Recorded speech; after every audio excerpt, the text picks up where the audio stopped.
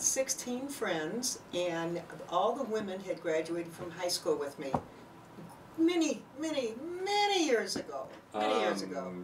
They call it, is it the traveling hens then, or something No, like we that? let the husbands come this time, so it wasn't What? just hens. Yeah, the men came too, but we had the best time. It Did was they- just wonderful. Did they shuffle shiftlessly in the background, wondering what to say and what to do? No, if they've lived with us this long, they don't shuffle anymore. They just move to the forefront. Great guys. Don't make eye contact when you're holding your wife's purse in the checkout line. That's always embarrassing. It Yeah. certainly is. Yeah. But we had nothing embarrassing this weekend. It was a phenomenal time. Everyone really enjoyed it, and you just can't say enough about the place. It was wonderful. Mackinac Island, Michigan. Can't beat it. Now that's up. You were Uper den there. Uper. Oh, Yeah, we went yeah. over the top and back, you know. Did you see the deer den? The deer? The No. deer? Oh, this deer? Oh, yeah. Oh, yeah. No, I did not see the deer, but we saw a lot. It was absolutely gorgeous. It's pretty. It's really pretty Just over there beautiful. too. Yeah, And that it is. bridge across Mackinac Bay is just, I don't know if they call it Mackinac Bay, but the bridge is just gorgeous. That alone. I thought the bridge down in Tampa, Florida was beautiful. This one's even prettier. It really is awesome. Did you stop at any little lighthouses or anything on the way, or gift shops? I'm We sure. didn't, but if you go to Mackinac, the locals call you fudgies. The tourists are fudgies. Sure. They have more fudge shops there than you can shake a stick. You think there'd be cheese and fudge too, then? Oh, well, we did get cheese along the way, and my goodness, that Wisconsin knows their cheese. Oh, You know, we okay. came across Wisconsin Sure. to Michigan, and I do love Wisconsin cheese.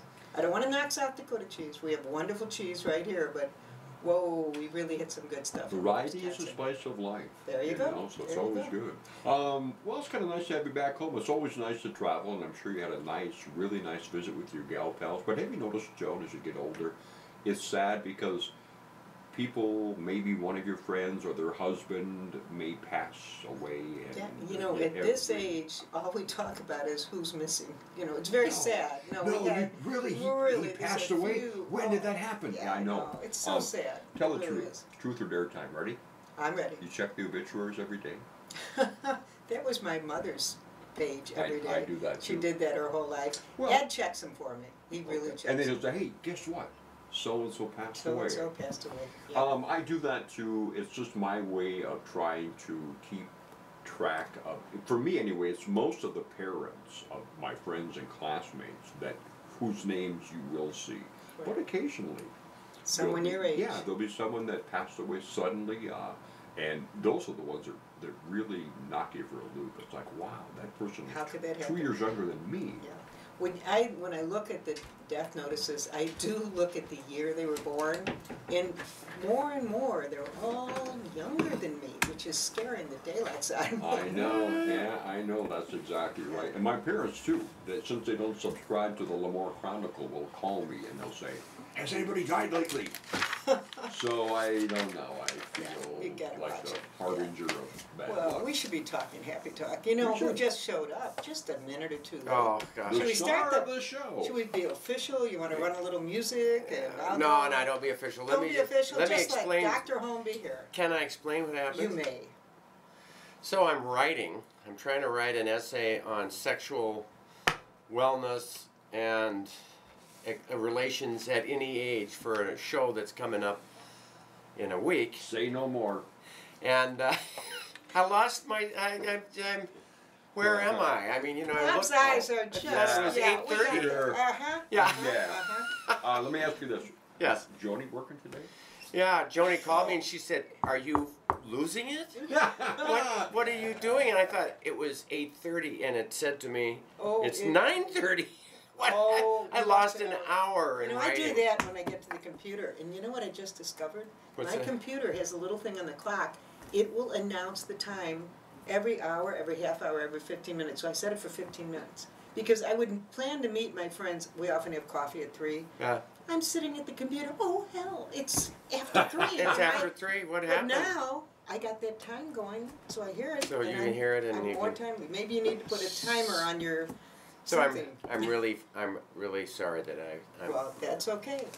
We're just We'll glad take to that have you first. here. We'll take that first break and then we. We can come will, and we'll get our act together. And if you'd like, before we take that break, think about it.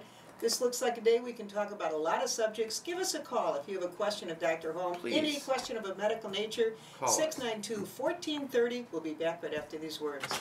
Are you? Okay.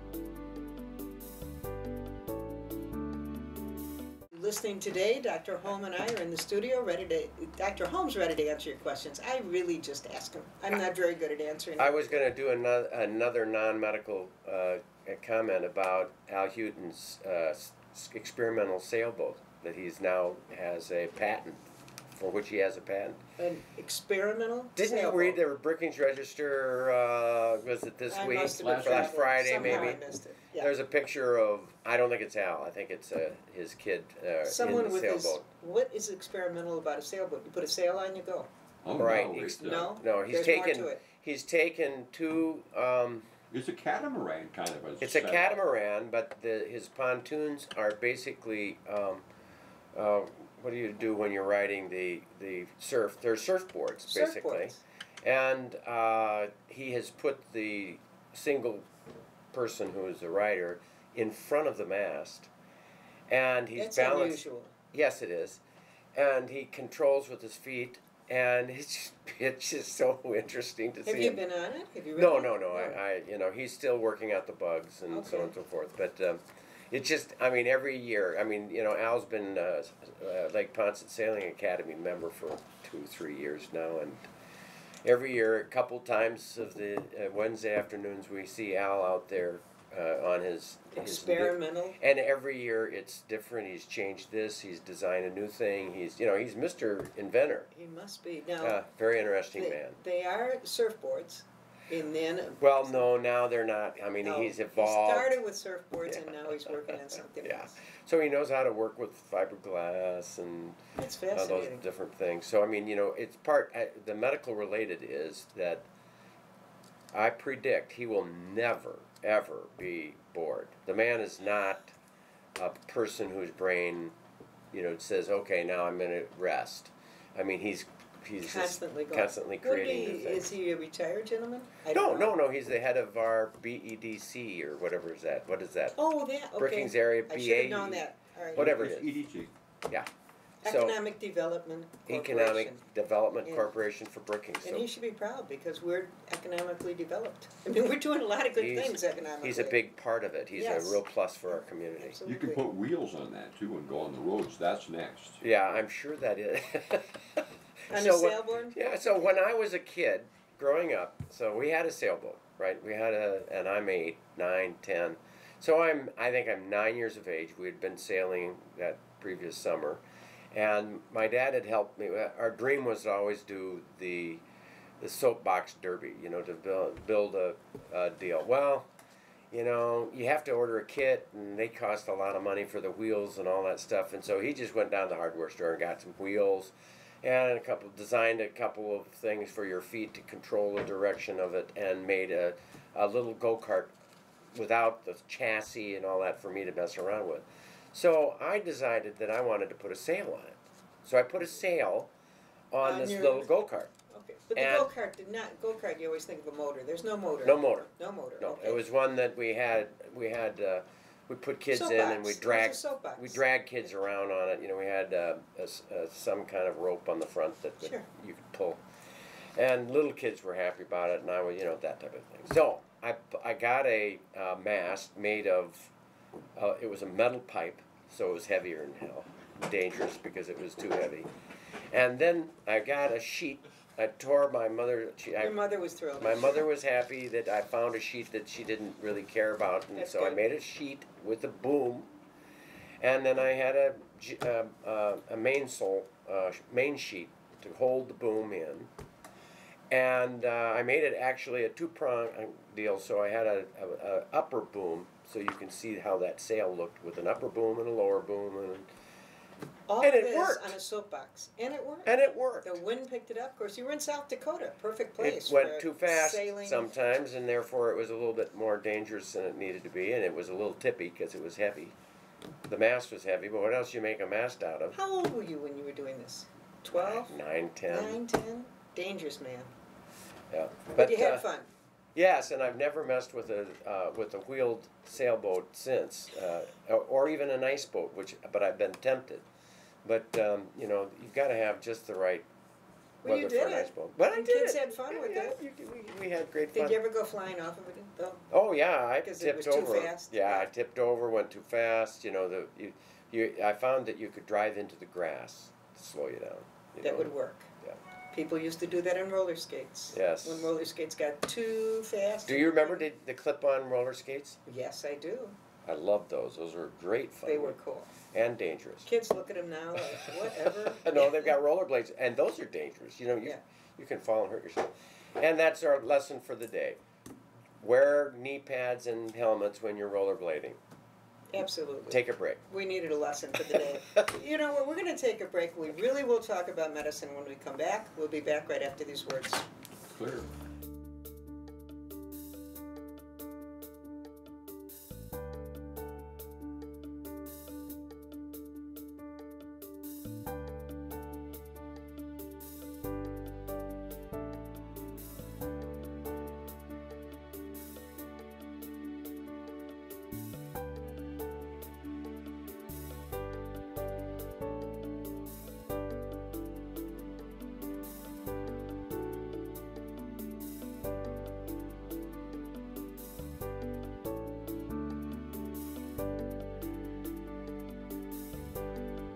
Doc Radio. We're happy to have you listening today. We heard Dr. Holmes' stories as a young youth trying to kill himself and manage to live through all of it.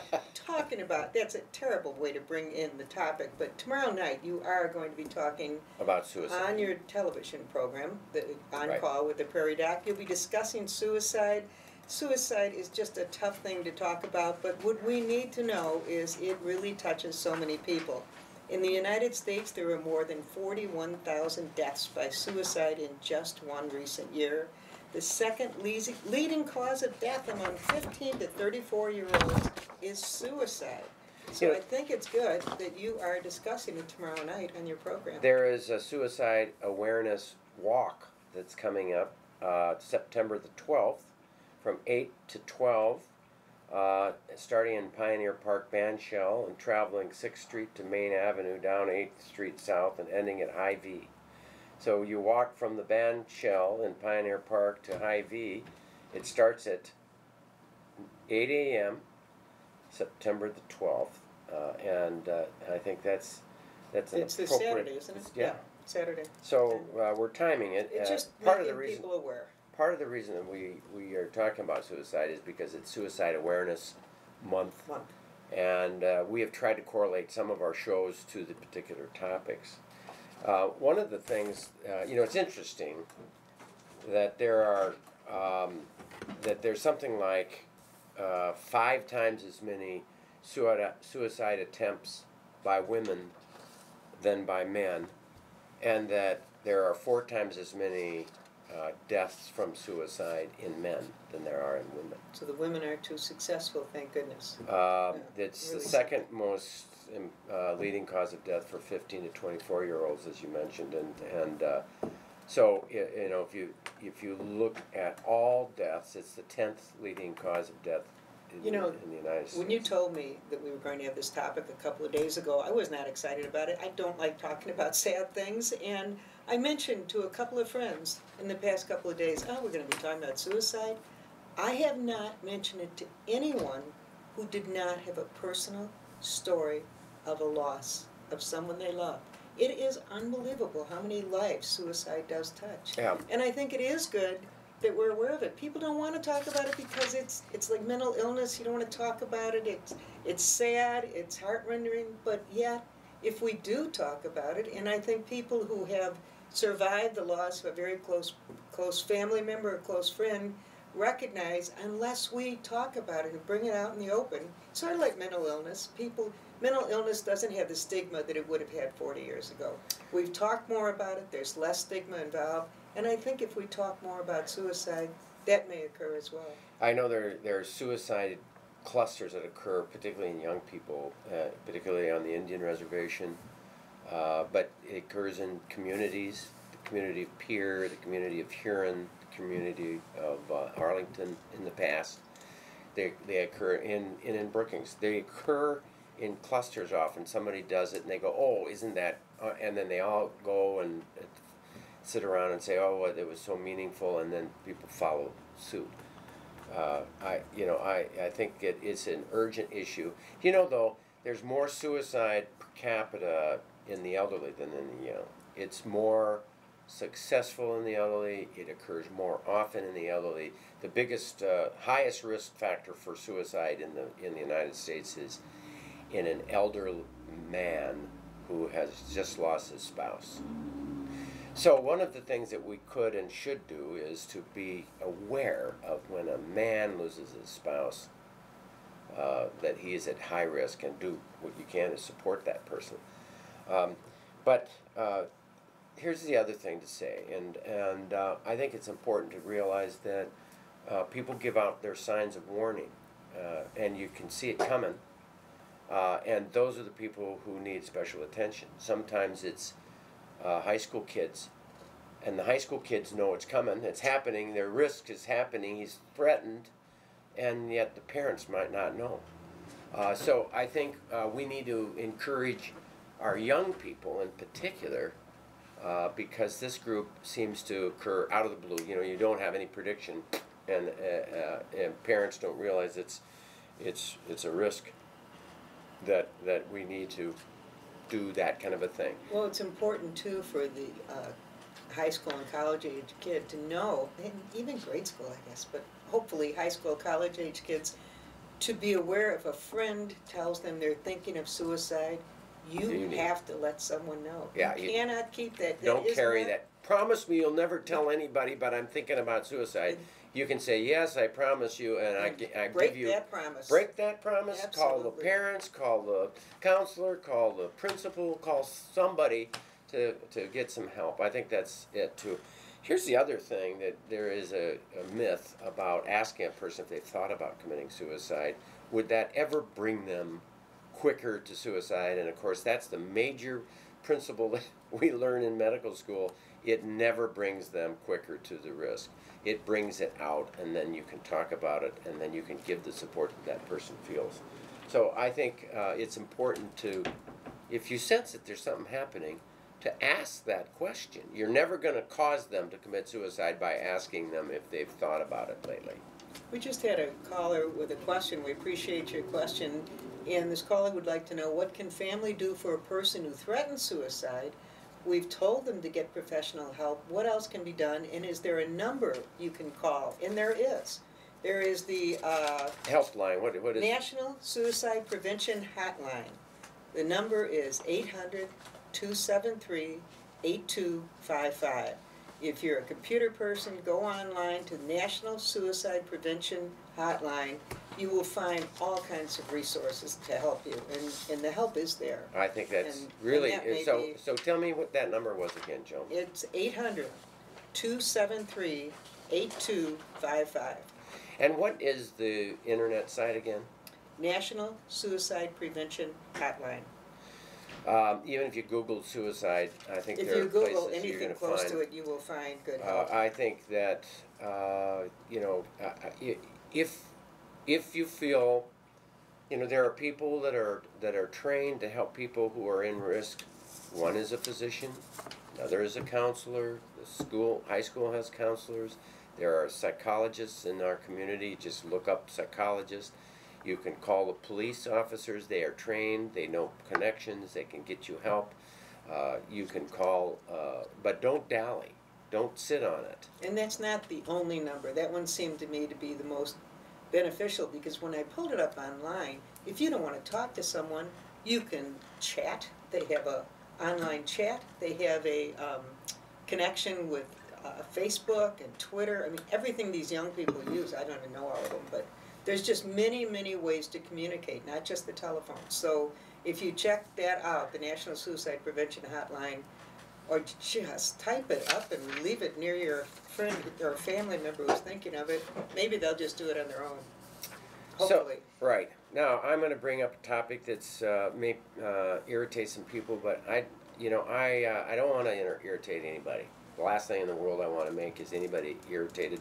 But there is statistics that say that in families where there are guns available, or even in families where there are guns, there's a 3 to 4 time higher risk of suicide than in families without guns. Bob, what's your comment about that?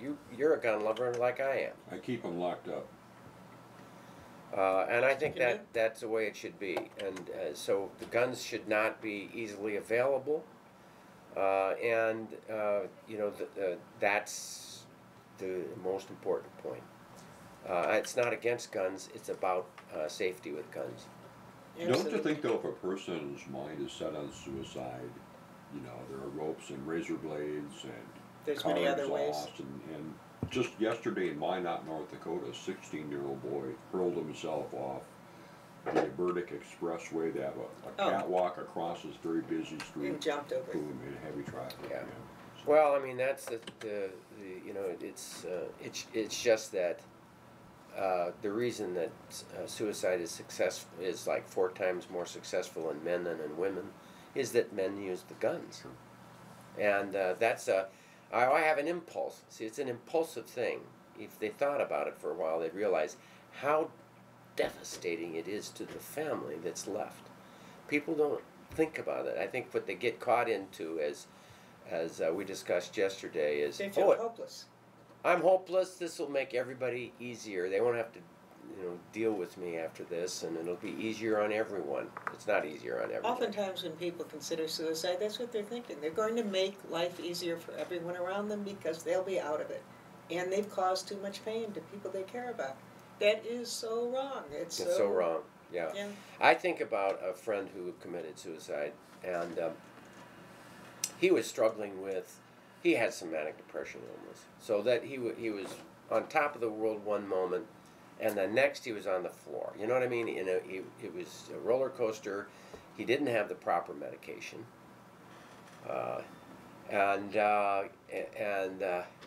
he came to me a month before he committed suicide and said, I need to get back on these antidepressants. Would you prescribe them for me?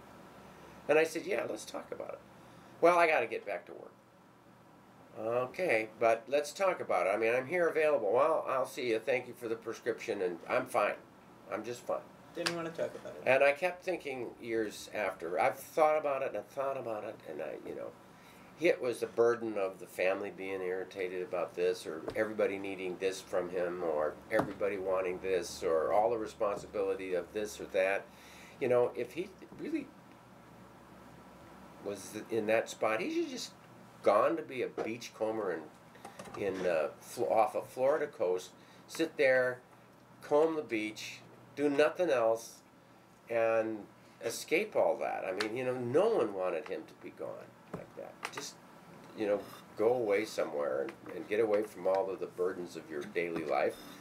There's no material things that should drive you into that spot. I think when people get to that point, though, they really don't have hope. And that's the most important thing. You have to have hope that you'll be all right. And I think people who care about you have to keep emphasizing there is hope. Yeah. Your darkest day will get better because it can't get any darker than this. So there's hope. Yeah. Some way to get through to people. Wow, it's a tough. Well, it's a temporary deal. It's a permanent solution to a temporary thing, because all these people who are unsuccessful in their suicide effort, recover and go. I mean, and I've been there. They go, oh, gee, I was that close. Thank God I didn't succeed. And so their life turns around. I mean, people their lives are constantly changing, moves in another direction. So my sense is always a bad choice. Absolutely. Yeah. We're going to take a good choice and take our final break. Oh, that's a good choice. That's a good choice. We'll be back right after these words.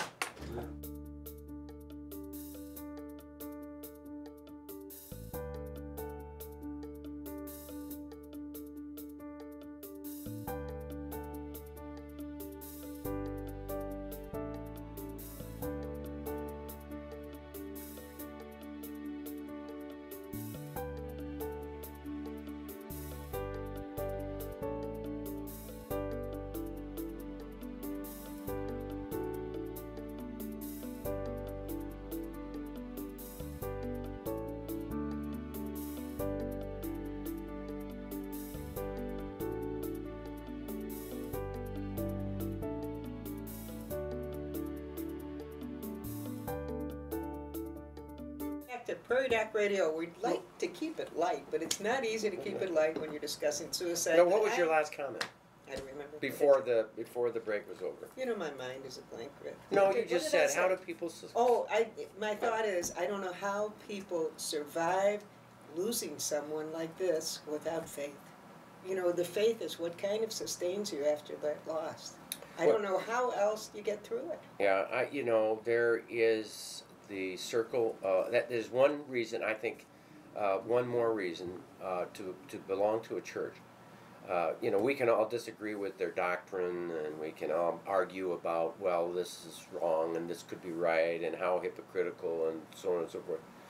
But a church is a community of and the church is the faith. They wrap their loving hen wings around you through tough times, and my sense is that life is full of tough times, and of course, one more reason to celebrate when you can.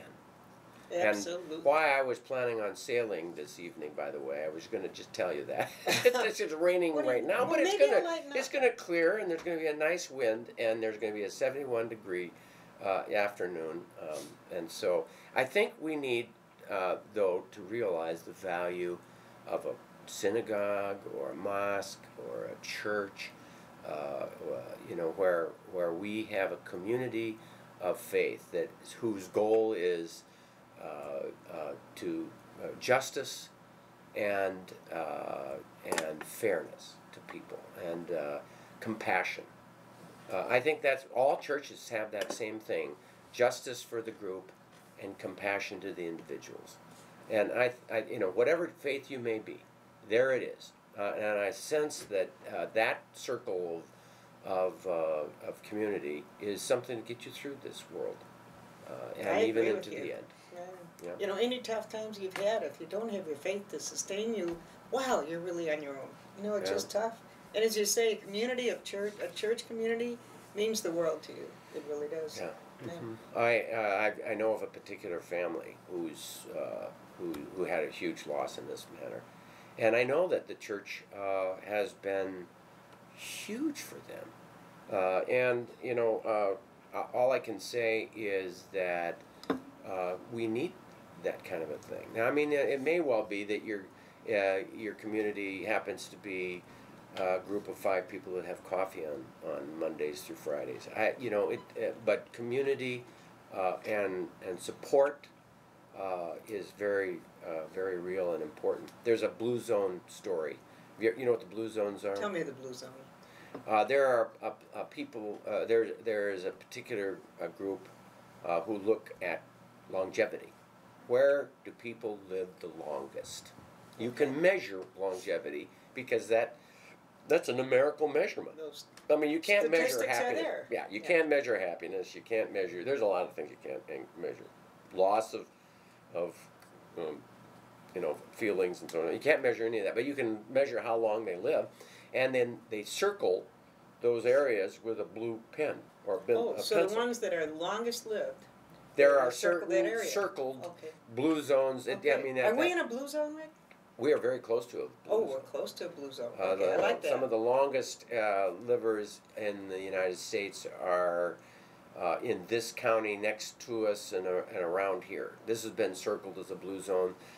There are places. That's good to know. Yeah, we are in a life. blue zone. People, that. and are we running out of time? We are running out of time. Well, and the point is that Yes. certain places there are communities that stay together. You know, 5 or 6 people that meet every single day, and that creates the blue zone. You live better, you live happier, but we hope all of you will live till next week for our show next week, and we hope you've enjoyed this week's Prairie Doc Radio program. We'll listen again next week. This program is brought to you by Avera Medical Group Brookings. Tomorrow night, Dr. Holmes on call with the Prairie Doc television program will continue this discussion of suicide.